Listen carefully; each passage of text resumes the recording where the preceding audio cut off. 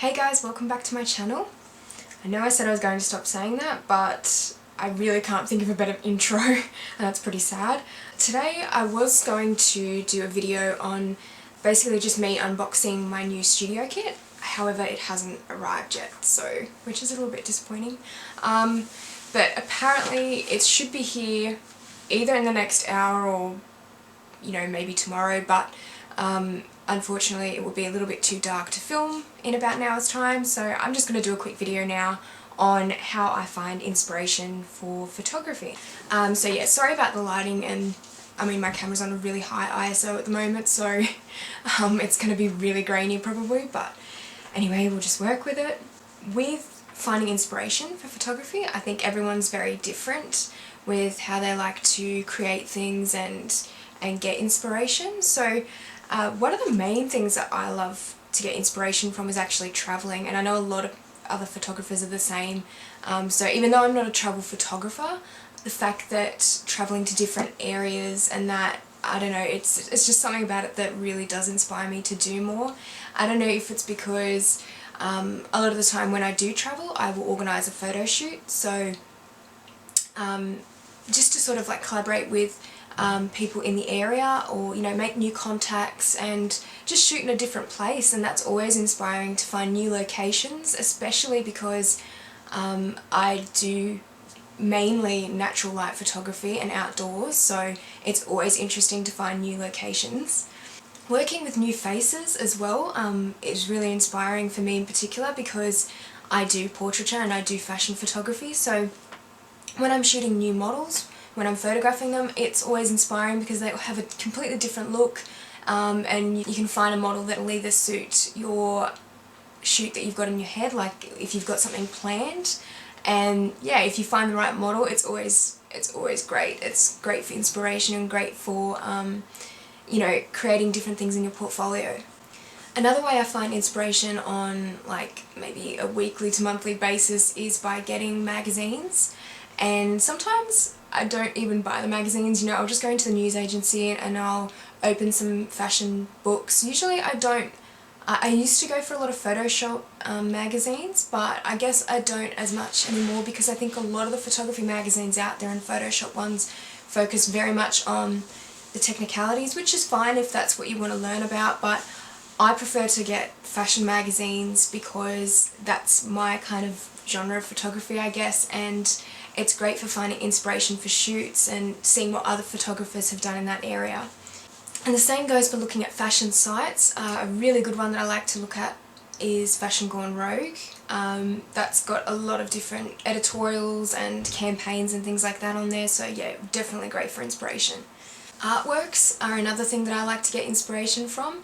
I usually go to DeviantArt and just kind of look through all the new artworks, paintings or digital art, and it is inspiring because it can kind of like force you to think outside of the box a little bit and make you come up with some different ideas for shoots, and maybe might sort of push you to be a little bit different with your photography. Favourite photographers are definitely another inspiring point. So a lot of the time, I follow my favourite photographers on, Instagram or Facebook or wherever, and just seeing their work on a regular basis always kind of makes me strive to better my work and to think differently, and yeah, it's just really inspiring. Writing down goals is usually a source of inspiration for me, so I'll try, and if is something that I really want to reach, like if I really want to do a particular blog post, or if I want to do a particular shoot, or just writing down your goals, like goals to do with photography, and once you reach them, that is really inspiring, and it does sort of like, you kind of think to yourself, yes, okay, I want to keep going with this, I want to keep doing it. So it's always good to write down goals, whether it be on a weekly basis or long-term goals over a year, what you'd like to achieve with your business or with your photography. It's always a really good idea to do that. Now, this might sound strange, but a source of inspiration for me is actually constructive criticism.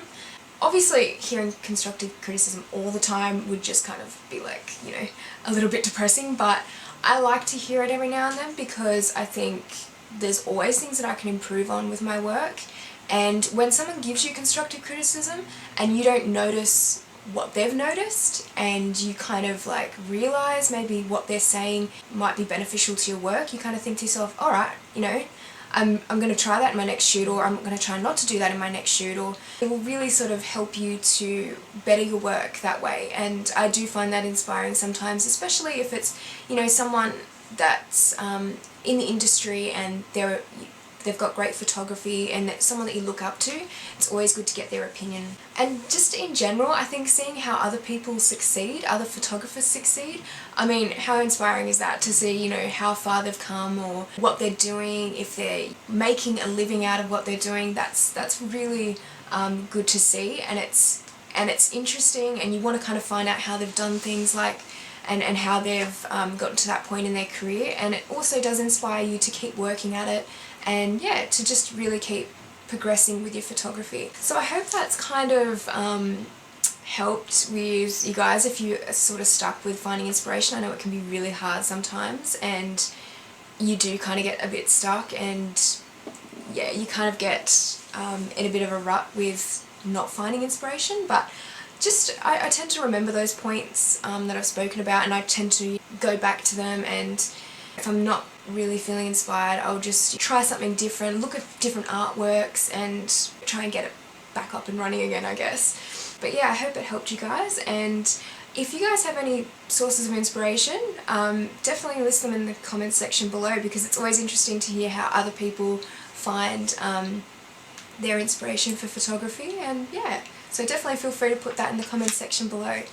Alright guys, I should hopefully have my unboxing of my studio lighting kit up soon, depending on when it arrives. I hope it arrives today.